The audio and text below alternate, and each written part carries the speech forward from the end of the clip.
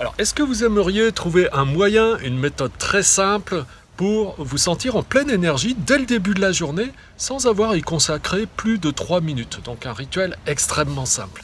Alors bonjour à tous mes amis, et donc je vais vous parler de ça, et bien entendu avant, si vous n'êtes pas encore abonné à la chaîne, faites-le maintenant, comme ça vous rejoignez toute cette communauté qui comprend plus de 1000 personnes maintenant, des gens qui s'intéressent à développer, à ancrer surtout une vraie philosophie de vie, une philosophie de vie solide sur laquelle on peut s'appuyer pour construire un bonheur plus stable sans être dépendant des circonstances extérieures, et aussi où on peut se sentir plus en harmonie avec son environnement, avec ses proches, avec ses amis, avec ses collègues, bref, avec tous nos semblables.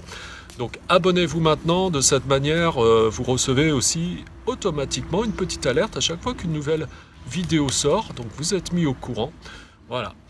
Ceci étant, donc oui, je vais vous parler de comment vous pouvez être en énergie dès le matin, parce que c'est vrai que quand l'énergie est là, eh bien déjà au niveau mental, vous vous sentez plus motivé, vous vous sentez plus en confiance, vous sentez que vous avez plus de volonté, que c'est plus facile de faire les choses. Et quand l'énergie est là, au niveau émotionnel, vous sentez aussi que vous gérez mieux votre stress. Et quand l'énergie est là, eh bien, sur le plan physique, on sent bien que voilà, il y a quelque chose qui est complètement différent, hein, qu'on est disponible au niveau physique. Alors le moyen, il est extrêmement simple, parce que vous savez que récemment, enfin il y a quelques semaines, j'ai fait une vidéo nettoyage énergétique très puissant et vous me voyez sous une cascade d'eau froide. Okay. Alors le moyen pour vous, l'habitude que vous pouvez prendre, c'est tout simplement la douche froide. Très souvent, on est nombreux à être là et puis à apprécier la douche bien chaude. Il y a de la vapeur partout dans la salle de bain. Mais on sait aussi que quand c'est comme ça, eh bien on reste longtemps, on a du mal à en sortir. Et puis bon, ça ne nous réveille pas vraiment, d'accord? Alors la douche froide, quand je dis la douche froide, je vais vous expliquer un petit peu dans quelles conditions le faire. Parce que si vous êtes habitué à être sur la douche chaude pendant 10 minutes, un quart d'heure, et que tout d'un coup je vous parle de douche froide, déjà vous ne resterez pas 10 minutes, un quart d'heure, donc déjà vous gagnerez du temps. Et je vous expliquerai dans quelles conditions vous pouvez le faire progressivement, puis aussi pour quelles personnes ça n'est pas du tout indiqué, hein. Mais reste que on connaît tous ça, on a tous en tête l'exemple, alors je sais plus, c'est les Finlandais, les Suédois ou les Norvégiens, enfin les gens du Nord qui pratiquent le sauna, et quand ils sortent du sauna, ils plongent dans un bain glacé. Même certains se roulent dans la neige, et puis dit-on que c'est excellent pour la santé. Alors depuis, ça a été vérifié, mais c'est vrai que ça ne doit pas se faire n'importe comment, mais en tout cas, on a ça comme référence, hein, en tête. Et puis récemment, depuis quelque temps, on commence à entendre parler de la cryothérapie, qui est beaucoup utilisée aussi pour les gens qui ont des douleurs récurrentes, et paraît-il que c'est très efficace pour certains types de douleurs, à type de rhumatisme en particulier, où avec des cures de cryothérapie, eh bien, on peut se libérer de ces douleurs.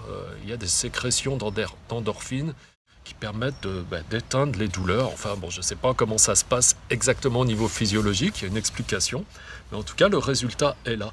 De la même façon, de plus en plus, les sportifs de très haut niveau, les sportifs professionnels, pourrait-on dire, eh bien, ils utilisent cette cryothérapie pour récupérer. Et c'est très souvent qu'on voit des gens, des sportifs de haut niveau, après des séances d'entraînement intenses, eh bien, plonger dans un bain d'eau très très froide et rester comme ça pendant quelques minutes. Et ça favorise énormément la récupération et ça évite les blessures, etc., etc. Donc les bienfaits, ils ont été largement démontrés. Okay. Donc sur le corps physique, c'est clair que ça réveille votre corps, ça stimule votre organisme, hein, parce qu'il y a déjà au niveau sanguin, au niveau des vaisseaux sanguins, eh bien les vaisseaux se contractent, c'est ce qu'on appelle un phénomène de vasoconstriction.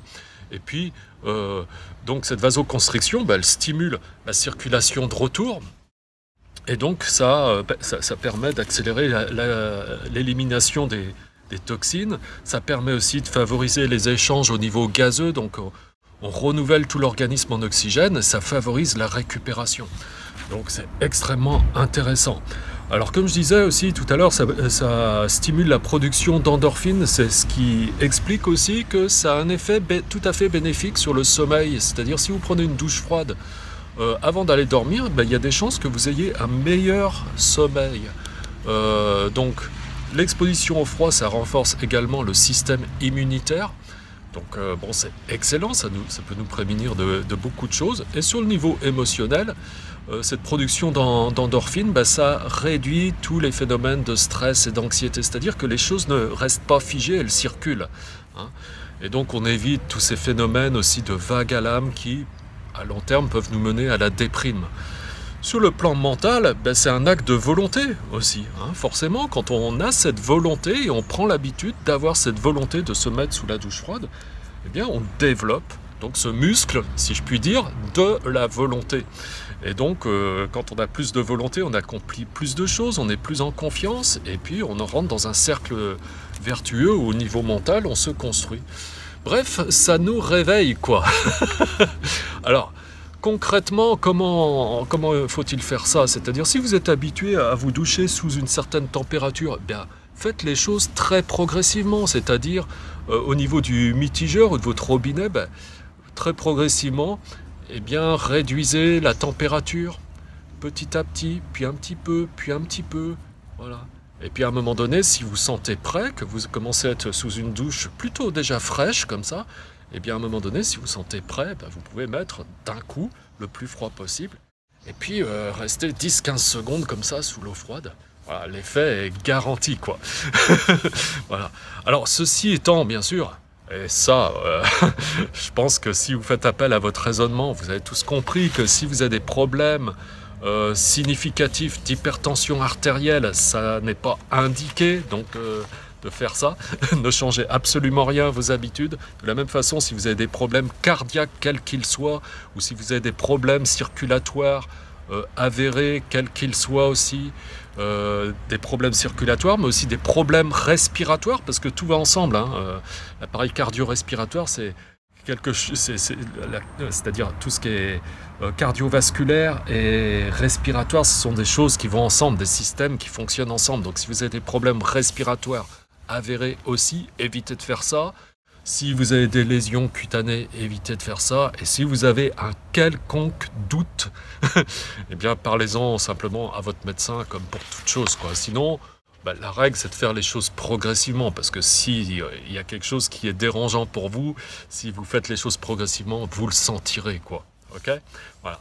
Mais sinon, pour toutes les personnes qui sont plus ou moins en bonne santé, c'est excellent. Vous pouvez prendre cette habitude, ça va changer votre vie.